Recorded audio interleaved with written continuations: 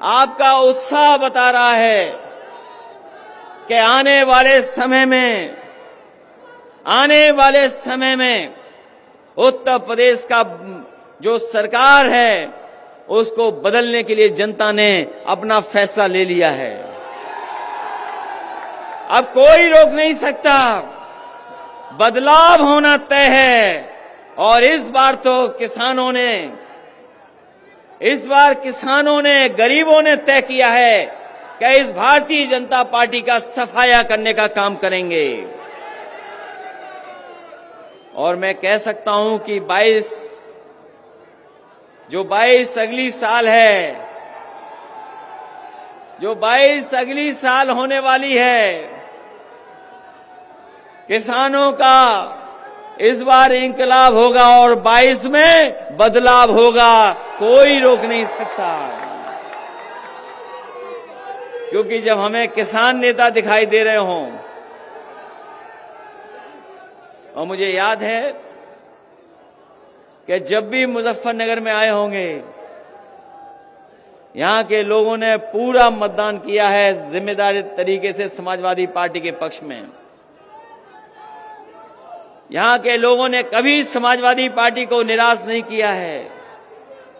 और इस बार तो जब से उत्तर प्रदेश के उस कोने से दरवाजे बंद होना शुरू हुए भारतीय जनता पार्टी के, ओम प्रकाश राजभर जी जब से आए हैं उस हिस्से से, वहां के लोगों ने तो दरवाजे बंद कर दिए भारतीय जनता पार्टी के। मुझे भरोसा है कि इस इलाके से भी दरवाजे बंद हो जाएंगे भारतीय जनता पार्टी के। आज जब कश्यप समाज के लोग यहां बड़ी संख्या में उपस्थित हैं, जहां हम महर्षि कश्यप जी को याद करते हैं, वही हम अपने कश्यप समाज को भरोसा दिलाते हैं कि उन्होंने जो मांग पत्र दिया है 8 बिंदुओं का, जो किरणपाल कश्यप जी ने पढ़ करके और सब लोगों से आपसे सहमति बना करके हमें दिया है, सुधाकर कश्यप, राजपाल कश्यप और तमाम समाजवादी पार्टी के लोग हैं जिन्होंने मिलकर के बनाया है।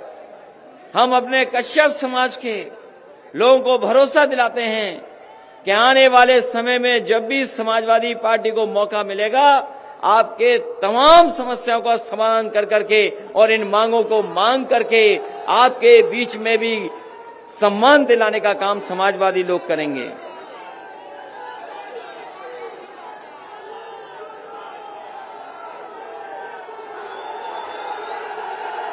ये जो कार्यक्रम हो रहा है, अभी तो बहुत सारे गठबंधन भी होने हैं। समाजवादी पार्टी का गठबंधन होने जा रहा है, कई दलों को साथ लिया है और बहुत जल्दी और दलों के साथ भी आने वाले समय में गठबंधन होगा। लगातार समाजवादी पार्टी जोड़ रही है लोगों को, लगातार समाजवादी पार्टी जोड़ने का काम कर रही है, दलों को जोड़ रहे हैं, किसानों को, मजदूरों को, नौजवानों को, व्यापारियों को, आज चाहे वो अगड़े हों, पिछड़े हों, सबको जोड़ने का काम समाजवादी पार्टी कर रही है। और जोड़ करके हम आपको कहना चाहते हैं, ये दूसरे दलों की सरकार तो आपने देख ली है, इन्होंने आपको धोखा दिया,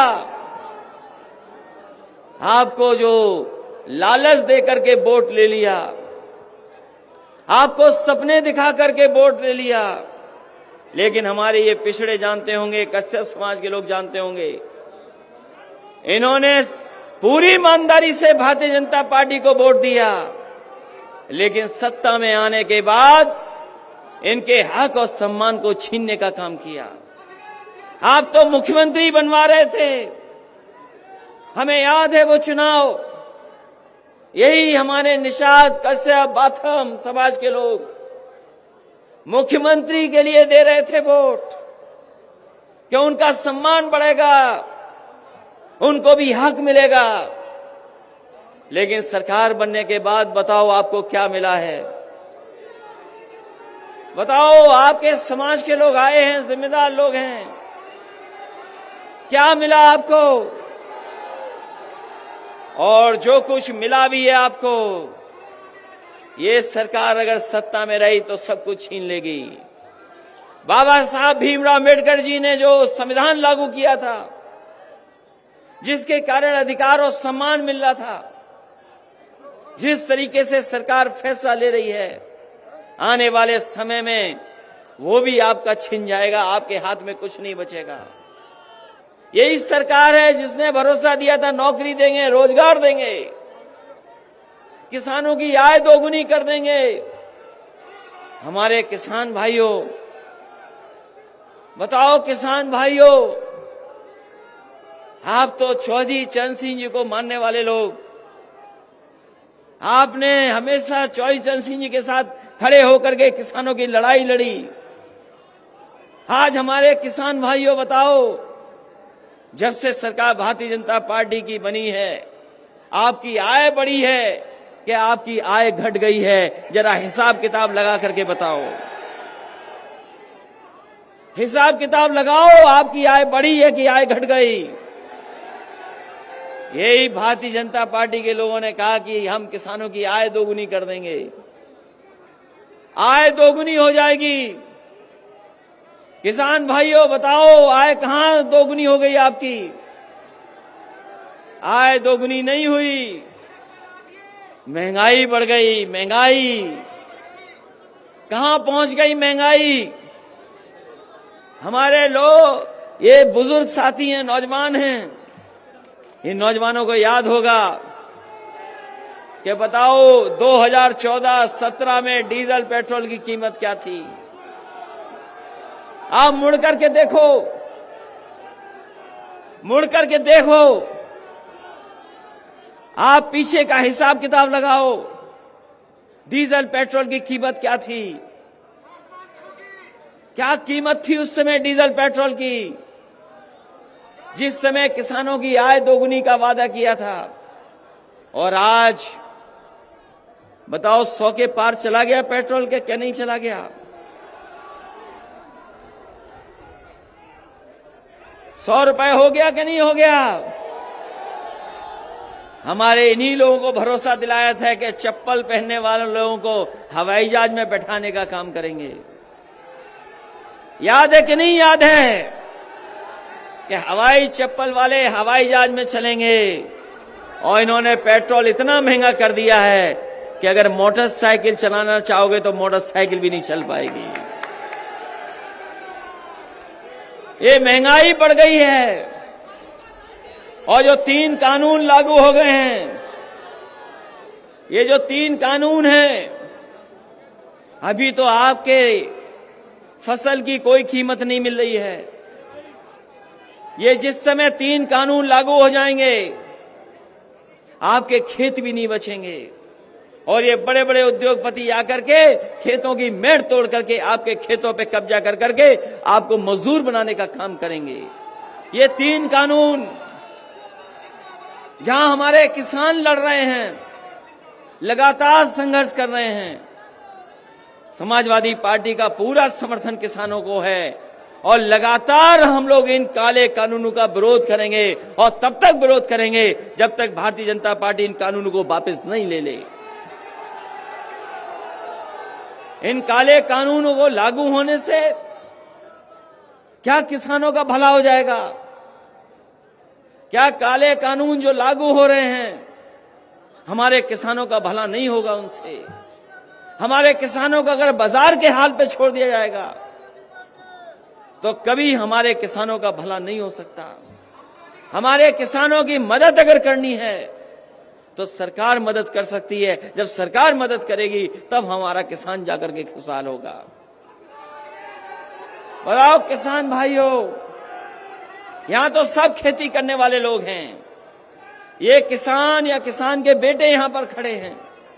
जहां किसान के सामने संकट पैदा कर दिया, वहीं नौजवानों के सामने संकट पैदा है। इनके हाथ में नौकरी नहीं है, रोजगार नहीं है। और अगर वो सपना भी कुछ बड़ा देखना चाहें, ऐसे हालात पैदा कर दिए हैं कि वो अपना काम काज और रोजगार नहीं कर सकते हैं। अभी आए थे बाबा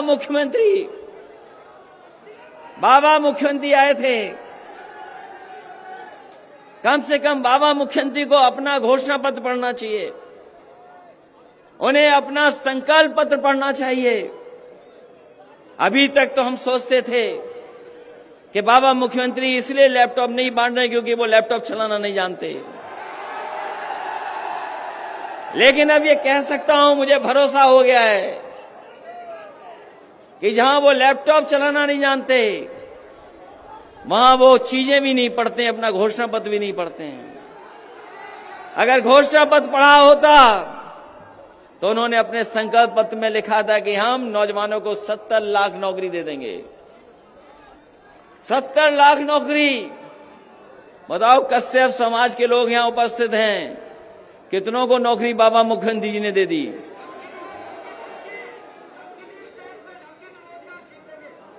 कोई नौकरी दी हो तो बताओ।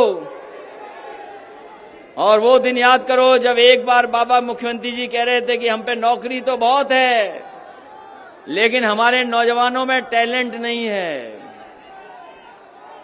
याद है कि नहीं याद नौजवान साथियों? एक बार मुख्यमंत्री से पूछा कि आप नौकरी नहीं दे रहे हो, इन नौजवानों को रोजगार नहीं दे रहे हो,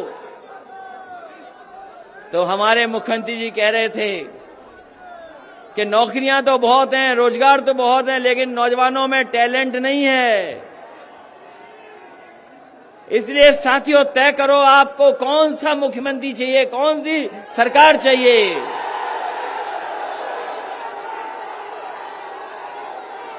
आपको योग्य सरकार चाहिए कि वैसी सरकार चाहिए? योग्य सरकार चाहिए कि गप वाली सरकार चाहिए? अभी आकर के याद दिला गए कि पलायन हो गया है, पलायन।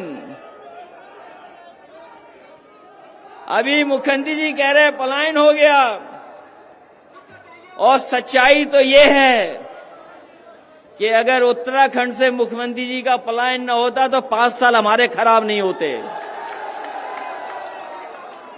अगर उत्तराखंड से पलायन होकर के यहां ना आते तो 5 साल हमारे खराब नहीं होते। याद करो 5 साल में समाजवादियों ने क्या क्या काम करके दिखाए। ये जो कभी कभी एम्बुलेंस आप बुलाते हो फोन कर करके, जिस समय कोरोना था लोगों के बाहर नहीं निकल सकते थे, अपने घरों में बंद कर दिया था। आप घरों से नहीं निकल सकते थे बीमारी में। इस सरकार ने न दवाई दी, न अस्पताल दिया, न ऑक्सीजन दी। हमारे तमाम गरीब अनाथ छोड़ दिए, उन्हें सही समय पे इलाज नहीं मिला।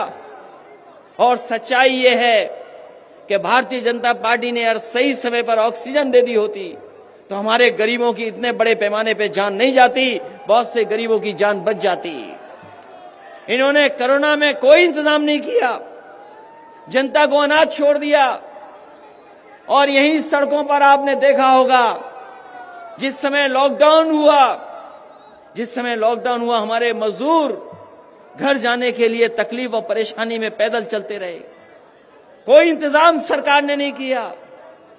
अगर किसान और गरीब अपने घर जाना चाहता था, इलाज चाहता था, उस समय सरकार ने अनाज छोड़ दिया था।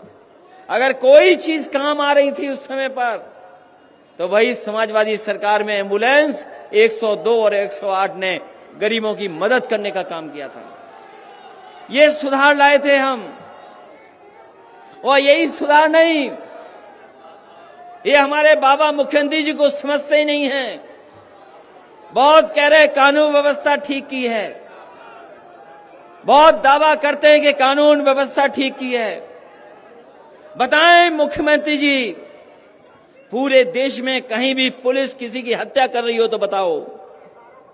और एक उदाहरण नहीं, हम कई उदाहरण उत्तर प्रदेश के दे सकते हैं जहां पर बीजेपी की सरकार में निर्दोष लोगों की हत्या हो गई।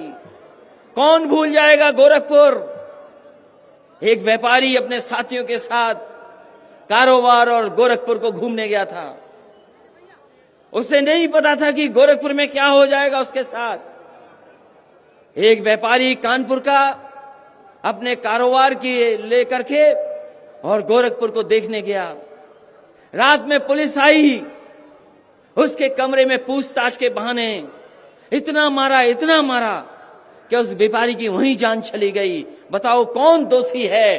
कोई दोषी अगर है तो भारतीय जनता पार्टी की सरकार दोषी है। जो मुख्यमंत्री अपने यहां, अपने गांव में, घर में, गृह जनपद में अगर व्यापारी को सुरक्षित नहीं रख सकता है तो उससे कानून व्यवस्था की कोई उम्मीद नहीं की जा सकती है। जब आपके बीच में जब मैं आया हूं, जब आज आपके बीच में आया हूं तो कल की घटना भी सोच लो।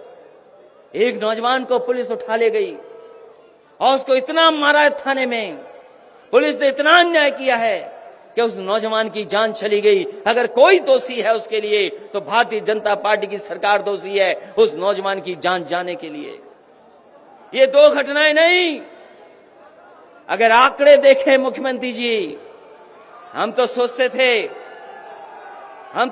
थे कि आपके पास तो बड़े जानकार लोग हैं, आप तो हर चीज पे नजर रखते हो।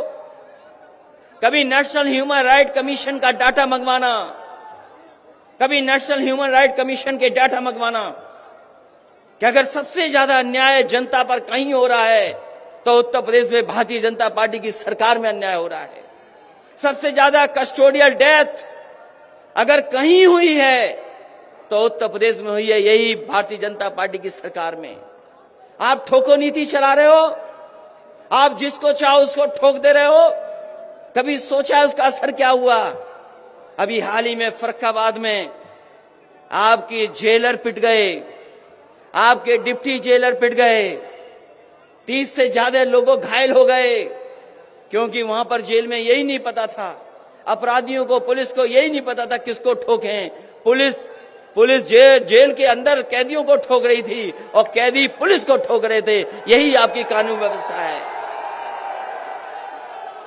और सबसे बेहतरीन, सबसे अच्छी सुविधा देने का काम समाजवादियों ने किया पुलिस को। कभी पुलिस विभाग में इतने प्रमोशन नहीं होंगे जितने समाजवादियों ने करके दिखाए। इतने प्रमोशन कभी नहीं हुए। और पुलिस काम आसानी से करे, पुलिस आसानी से काम करे, उसके लिए समाजवादियों ने काम करके दिखाया। ये जो 100 नंबर आप मिलाते हो फोन पर, पुलिस आपकी मदद के लिए पहुंच जाती है। ये अगर किसी ने सुविधा दी है तो समाजवादी लोगों ने 100 नंबर की सुविधा देने का काम किया। आपने सुविधा को बेहतर नहीं किया। आप टायर नहीं बदल पाए, आप गाड़ी के टायर नहीं बदल पाए, गाड़ी नहीं ठीक कर पाए, गाड़ियों की संख्या नहीं बढ़ा पाए। केवल एक काम किया है, 100 नंबर का नंबर 112 कर दिया है। 100 नंबर था वो 112 हो गया। और हम आपसे कहना चाहते हैं, अच्छा हुआ मुख्यमंत्री जी आपके बीच में नहीं आए, आपके बीच में नहीं आए। अगर वो रंग देख लेते पीला तो इसका रंग बदल देते। उनका सबसे अच्छा काम है विकास, सबसे अच्छा काम यही करते हैं, विकास में रंग बदल देते हैं, नाम बदल देते हैं। इसलिए ठोको नीति चलाने वालों ने उत्तर प्रदेश की कानून व्यवस्था बर्बाद कर दी। लोगों की जान गई जाने कितनों की। और विकास के नाम पर केवल नाम बदला जा रहा है, रंग बदला जा रहा है। और 4.5 साल बाद भी समाजवादियों के काम के शिलान्यास हो रहे, उद्घाटन हो रहे हैं। अभी तक मुख्यमंत्री वो काम नहीं कर पाए जो अपना शिलान्यास किया हो, उस काम को उद्घाटन कर दिया हो। इसलिए इस मौके पर हम आपसे कहना चाहते हैं कि जहां उत्तर प्रदेश के लोग बदलाव चाहते हैं, परिवर्तन चाहते हैं, बदलाव चाहते हैं, वो नहीं चाहते कि ऐसी सरकार हो जो झूठ बोलती हो, जनता को धोखा देती हो। वोट लिया पिछड़ों के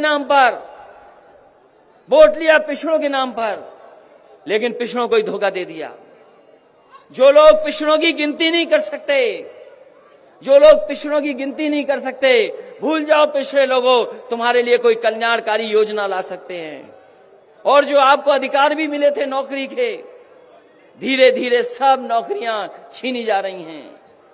अगर नौकरियां देंगे भी तो बताओ, अगर बड़ी बड़ी संस्थाएं प्राइवेट हो जाएंगी, बिक जाएंगी, तो आपको नौकरी कहां मिलेगी?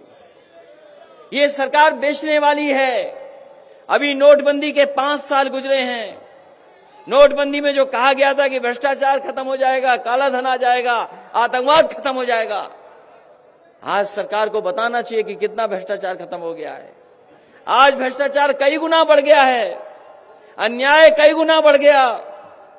और जहां कहीं अगर आप न्याय के लिए जाएंगे तो आपको अपमानित करने का काम ये भारतीय जनता पार्टी के लोग कर रहे हैं। इसलिए जनता बदलाव चाहती है, परिवर्तन चाहती है।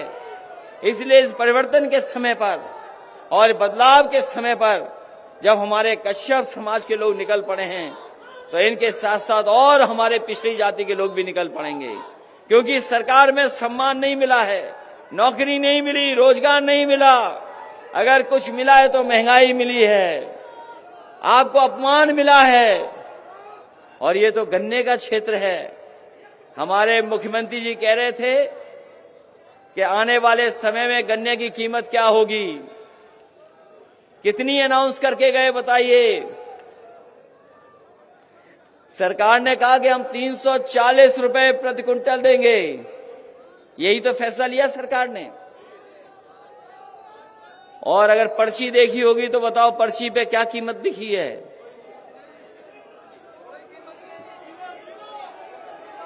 हमारे मुख्यमंत्री जी कह रहे थे कि अब गन्ने की कीमत बढ़ाई है सरकार ने, आखिरी साल में कीमत बढ़ाई, आखिरी साल में कीमत बढ़ाई। और कीमत क्या बताई? 340 देंगे प्रति क्विंटल। बताओ किसी की पर्ची पे लिखा है 340? तो आखिरकार ये कौन देगा? ये कौन देगा? जो जाने वाली सरकार है, जो जाने वाले मुख्यमंत्री, वो नहीं देंगे आपको। जाने वाले छीन के ले जाएंगे। अगर कोई देगा तो आने वाली सरकार देगी, ये जाने वाली सरकार नहीं देगी। और ठीक कहा हमारे साथियों ने, खाद कहां है? खाद कहां है? खाद कहां मिल रही है? डीएपी कहां मिल रही है? कीटनाशक दवाई महंगी हो गई, सब कुछ महंगा कर दिया। सरकार खाद नहीं दे पा रही है, डीएपी नहीं दे पा रही है, बीज महंगे हो गए, हर चीज महंगी है, खाने पीने की सामान महंगे कर दिए। बताओ खाने पीने का सामान महंगा हो गया कि नहीं हो गया? और जो किसान हमारा पेट भरता है, जो पहनने को कपड़े देता है, उसको सबसे ज्यादा अपमानित करने का काम भारतीय जनता पार्टी के लोग कर रहे हैं। जो अन्न देता है, अन्नदाता है, उसको अपमानित करने का काम कर रहे हैं। ये काम और कारोबार की बात नहीं करेंगे। ये कारोबार की बात इसलिए नहीं करते हैं क्योंकि कारोबार से हम और आप जुड़ जाते हैं। अगर कोई कारोबार होता है तो कोई एक जाति एक धर्म करती है, उससे जुड़ते सभी लोग हैं। कारोबार जोड़ता है हमें। ये कारोबार की इसीलिए बात नहीं कर रहे हैं। ये नफरत फैलाने वाले लोग हैं, ये लोगों के बीच में दूरियां पैदा करते हैं, ये खाई पैदा करने वाले लोग हैं। इसलिए आने वाले समय में इस चुनाव में जो होने जा रहा है उसमें जवाब देना और भारतीय जनता पार्टी का सफाया करके दिखाना।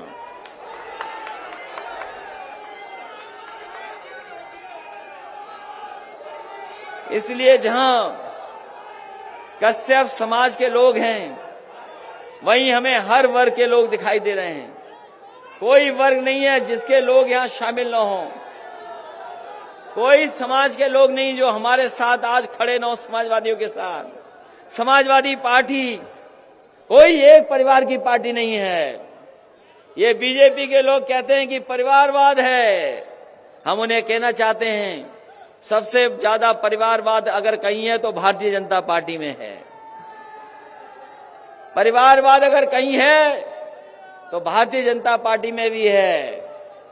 वो अपने यहाँ नहीं बोल रहे हैं, हमारा परिवार एक ही है और वो है कि हम सब समाजवादी हैं, हम सब समाजवादी हैं। और सोचो कभी पत्रकार साथियों, सोचो पत्रकार साथियों, हमारे मुख्यमंत्री जी को खानदान बहुत याद आता है। हमारे मुख्यमंत्री जी को खानदान बहुत याद आता है। सोचो खानदान किसको याद आता है बताओ आप? जो हारने वाला है, जो खिसियाने वाला है, जो जाने वाला है, उसे ही परिवार याद आता है, खानदान याद आता है। हम समाजवादी लोग हैं, हम सब एक परिवार हैं और इसमें सभी की भागीदारी है और आने वाले समय में सभी का सम्मान करने का काम समाजवादी लोग करेंगे। सभी की भागीदारी होगी, सभी का सम्मान होगा। और एक बहुत पुरानी मांग हमारे पिछड़े भाइयों की है कि पिछड़े लोगों की गिनती हो, पिछड़े भाइयों की। ये सरकार गिनती नहीं करना चाहती है। अगर गिनती करेगी तो वो जानते हैं कि आबादी में कुछ लोग और ज्यादा हैं हमसे, इसलिए गिनती नहीं हो रही है। हम अपने पिछड़े भाइयों को भरोसा दिला के जा रहे हैं कि समाजवादियों को मौका मिलेगा तो आपकी गिनती भी होगी, आपकी भागीदारी भी होगी और आपका सम्मान करने का काम भी समाजवादी लोग करेंगे।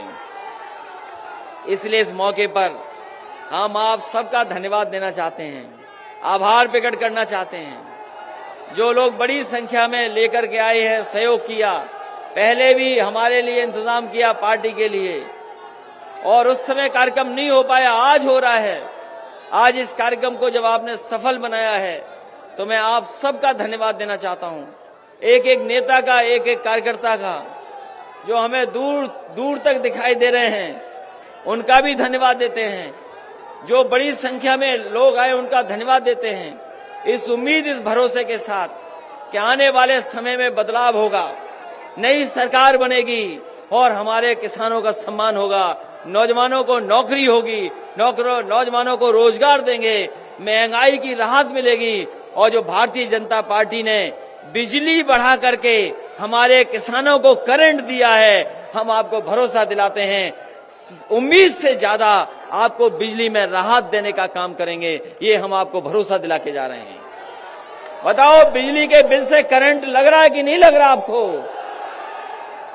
एक बिजली की यूनिट नहीं बनाई बाबा जी ने, एक बिजली की यूनिट नहीं लगाई बाबा जी ने, और बिजली का बिल कितना बढ़ा दिया आपका। जैसे ही बिजली का बिल आता है, बताओ करंट लगता है कि नहीं लगता आपको? इसलिए हम आपको भरोसा दिला के जा रहे हैं कि समाजवादी सरकार बनेगी तो आपको उम्मीद से ज्यादा राहत देने का काम किसानों को और बुनकर भाइयों को करेंगे।